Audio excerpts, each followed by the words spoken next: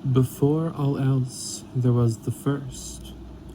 The First begot the divine council, and gave to them the formless plain Vian. So began the era of creation.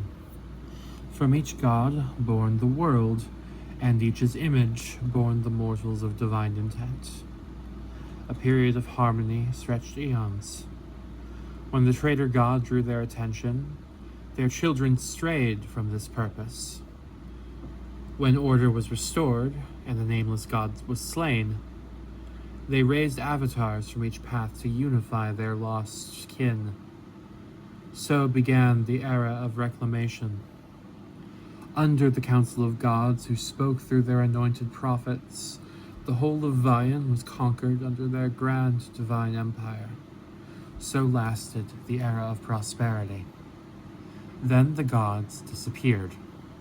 Their prophets died, and the great civilization collapsed. The mortals of Vian were severed from the purpose of their creators. Over time came the nations of the created.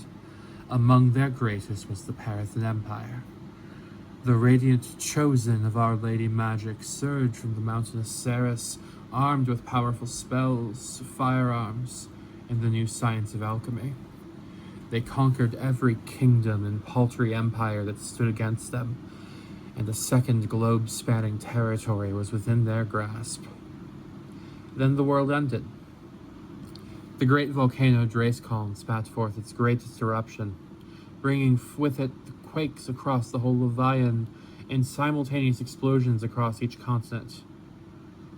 In time, the divinist faithful would call this day the Judgment, a reminder of how far they had grown from their parents. The shell of the planet was shattered, and its air and seas were poisoned with ash. The Parathan Empire collapsed within months. Their great technologies would become the bones that the survivors in the world to come would build on. It is the year 1011, some 400 years since the Judgment. In the former Parathan capital of Ostale, a third state claims the mantle of empire. Their rise to power was fast, bloody, and supported by the church, underworld community, and corporations alike. Through alchemical technologies, the created reshaped the world around them as they do their own forms. Within the last year, they became creators of their own, constructing sentient, fungal, mechanical children. The powers of the gods wane, and in the lost spaces of Vian appear strange and unexplainable things. Aberrant mages rend reality, warping mutants no more strange and hostile than those escaped from corporate laboratories. The lingering whole cities have been swallowed by tears in reality. Among those mortals who remain in the city-states, the wasteland settlements, and isolated hovels, each tries to find a way forward.